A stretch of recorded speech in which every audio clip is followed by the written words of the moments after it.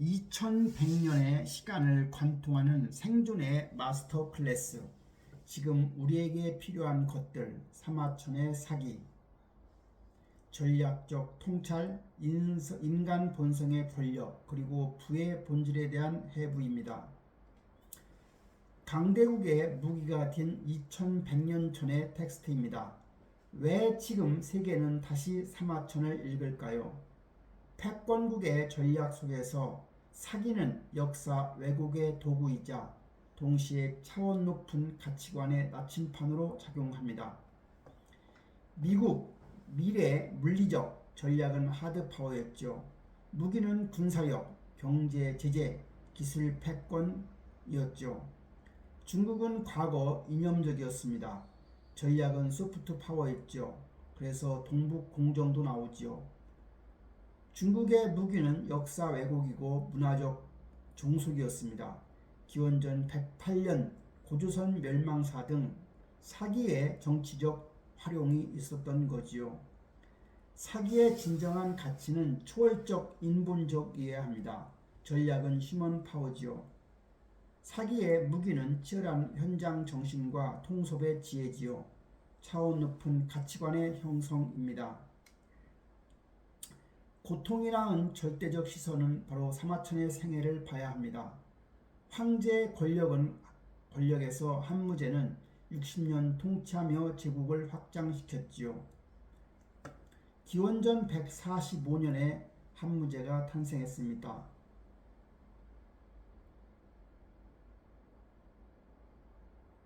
사관의 아들이었죠. 20세에 천하를 여행하고 역사책을 수집합니다.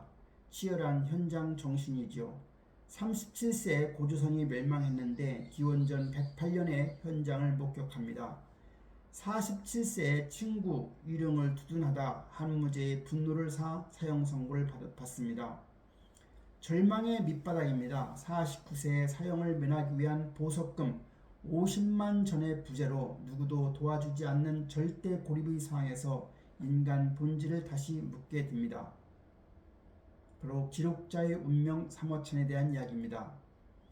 위대한 죽음에는 위대한 삶이 존재되어야 합니다. 고환을 포함해 끈으로 묶어 신경을 죽이고 칼로 자른 뒤 거의 깃털을 박아 잠실에서 100일을 버텨야 하는 형벌이 바로 궁형입니다. 나는 죽음 대신에 궁형을 택했다. 첫째, 현상을 극복할 용기입니다. 49세 나이에 남성성을 포기하고 삶과 죽음의 본질을 자각한 겁니다. 두 번째, 수준 높은 복수입니다. 사형을 선고한 한무제의 60년 업적을 가차없이 비판하고 희석시키며 역사를 통한 가장 완벽하고 수준 높은 복수를 완성하지요. 세 번째, 인간 마음의 재발견입니다. 모든 권력과 명예가 박탈된 절대 빈자리에서 비로소 어떤 인간이 바람직한 리더인가를 사유한 겁니다. 절대 역사서 사기 텍스트로 지은 제국입니다. 사마천이 발로 뛰며 완성한 기전체 역사서의 효시이지요. 체제부터 인간의 본질까지 담아낸 스토리텔링의 보고라 할 수 있습니다. 높은 산은 우러러 본다. 언격이 곧 인격이다. 말이 적절하면 다름도 해결할 수 있음을 증명한 텍스트입니다. 주물을 보면 2170년 전 단 한 명의 인간이 구축한 방대한 기록입니다. 시간으로 보면 오제 시대부터 한무제까지의 거대한 시간의 축을 갖지요. 밀도입니다. 필요하면 육두문자까지 빌렸으며 기록한 600여 개의 명언과 1200개의 사자성어가 등장하지요. 사기의 구조는 변방을 중심으로 끌어오는 겁니다. 본기입니다. 12편으로 되어 있는데 제왕들의 기록입니다. 파격적 혁신은 정통 황제가 아닌 섭정한 여인 여태우와 실패한 패왕 항우를 제왕의 반열에 올린 겁니다. 인간의 좌절과 실패에 대한 깊은 성찰이지요. 세가는 30편으로 분봉받은 제후와 이인자들의 역사입니다. 파격적 혁신은 사생하였던 공자와 일용직 노동자로 반란을 일으킨 진승을 포함 왕후 장상의 시가 따로 있느냐고 쓰여 있습니다. 열전입니다. 70편으로 되어 있고 사기의 핵심이라 할 수 있습니다. 제왕을 보좌한 비주류 영웅들의 기록이지요. 점쟁이, 상인, 암살자, 동성애자, 코미디언, 골계 열전 등 4,000명의 등장인물과 천여 개의 직업, 사마천 인간학의 결정체라 할 수 있습니다. 역사 기록의 패러다임 전환입니다. 전통적인 역사관의 초점은 왕조와 국가 중심의 하향식이었다고 하면 사마천의 사기는 초점이 개인과 인간 중심의 보텀업 상향식이었습니다. 전통적 역사관이 주인공이 승리자, 정통 왕족 권력자라 하면 사마천의 사기는 주인공이 패배자, 이인자, 상인, 유세가 후진장이 등입니다. 전통적 역사관이 접근법이 테스크에서 편집된 기록이라 함은 사마천의 사기는 20세부터 천하를 유랑하며 발로 쓴 치열한 현장 기록이지요. 전통적 역사관이 메시지가 체제 유지와 명분이라 하면 사마천의 사기는 권력자를 비판하고 싶으면 다른 사람에 끼워 넣어서 쓰는 혹연법을 이용했습니다. 전통적 역사가 통치자를 위한 명분의 기록이었다면 사마천의 사기는 척박한 세상을 살아가는 개인을 위한 인간학 교과서라 할 수 있지요. 리더십의 5단계입니다. 인간 본성에 대한 통찰이지요. 우리나라 사람들은 정치를 경멸하는 경향이 있으나 정치를 외면하면 결국 정치인에게 경멸받게 된다고 합니다. 사마천이 정리한 국가와 조직을 다스리는 5가지 수준은 최상의 수준은 바로 순리이죠. 백성들이 자연스러운 순리를 따르게 두는 겁니다. 가장 이상적인 통치 방식이지요.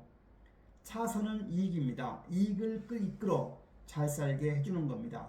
창고가 튼튼해야 염치와 애를 안다고 되어 있지요. 세 번째는 보통입니다. 교육이죠. 도덕과 예의로 가르쳐 깨닫게 하는 거지요. 하책은 법률입니다. 백성들을 엄격한 법과 통제로 다스리는 겁니다. 최하는 전쟁, 즉 백성들과 힘으로 다투고 싸웁니다. 그래서 최고의 리더십은 백성의 욕망을 긍정하고 그 흐름에 올라타는 것이라 할 수 있지요. 혁신을 위한 인재론, 바로 사불문 정책입니다. 첫째는 민족 불문, 국적 불문, 나이 불문, 남녀 불문이지요. 진나라나 천하를 통일할 수 있었던 결정적인 이유는 재상 24명 중 17명이 애국 출신이고 이 사이에 개방 인재론과 개혁 정책입니다. 개혁하는 길밖에 없습니다.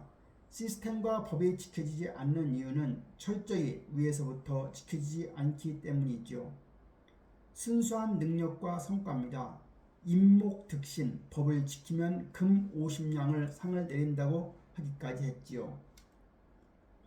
부의 중력과 불평등 역학입니다. 화식열전이죠. 2100년 전 경제원론 교과서입니다. 무역개방, 매점매색의 원리, 금전의 중요성을 설파하며 부의 축적, 의식이 좋게야 함을 도덕보다 더 우선시하고 있습니다. 재산이 1000배인 사람 밑에서는 머슴이 되고 재산이 10,000배인 재산을 가진 사람 앞에서는 노예가 된다는 말이 있습니다. 불평등의 인정이죠. 개인적인 사심은 인간의 본성, 공평으로 나아가기 위해서라도 불평등을 먼저 현실로 인정해야 합니다. 시세의 철학입니다. 그 시대의 시세를 알고 상덕, 상업의 도리를 알면 누구든 어느 정도 살 수 있습니다. 천금을 가진 자식이 저작거리에서 배고파 죽는 경우는 없다고 합니다. 위대한 팔로식과 관계의 자본, 열전의 인간학이죠. 관포치교 위대한 이인자들이 있었습니다. 즉 관중과 포수과의 고사지요. 춘추 전국시대 제나라를 부국 강병으로 이끈 핵심입니다. 위대한 리더십 이면에는 다름을 포용하고 적재적소의 능력을 발휘하게 하는 위대한 팔로십이 존재했던 겁니다. 일반 천금은 보온의 브랜드 가치입니다. 가랑이 밑을 기는 수모를 견디고 왕이 된 한신, 젊은 시절 빨래하는 아주머니 표모에게 밥을 얻어먹은 은혜를 훗날 천금으로 갚았다고 합니다. 일락천금, 삼촌지설, 은혜와 약속의 이행은 단순한 도덕이 아니라 개인의 브랜드십이자 가장 강력한 신뢰 자본인 겁니다. 궁극의 종합, 고통이 버려낸 인간학의 주기율표가 있습니다. 사기는 단순한 중국의 역사서가 아닙니다. 절대적 객관성의 탄생이죠.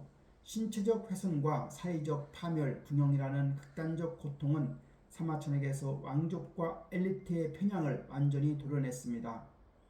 인간 본성의 해부입니다. 편향이 사라진 빈자리에 승자와 패자, 상인과 암살자, 탐욕과 의리가 동등한 가치로 기록되었습니다. 정치는 순리의 리더십이고 경제는 부의 중력이고 인재는 능력주여야 합니다. 현실을 있는 그대로 직시하고 인간의 가치를 긍정하는 통섭의 지혜라 할 수 있습니다. 나 자신의 능력을 믿고 인간의 가치를 긍정하는 겁니다. 구일무라 했죠. 9마리 소에서 뽑은 털 한 오라기처럼 미미한 존재일지라도 우리는 스스로의 운명을 개척할 힘이 있는 겁니다. 농민 진승이 반란을 일으키고 변수의 쥐를 보던 이사가 제국의 재상이 되었듯 사기가 2100년을 건너 우리에게 던지는 마지막 메시지는 결국 인간에 대한 무한한 긍정입니다. 겨울의 추위가 가혹할수록 봄의 푸름은 더욱 짙어진다는 겁니다.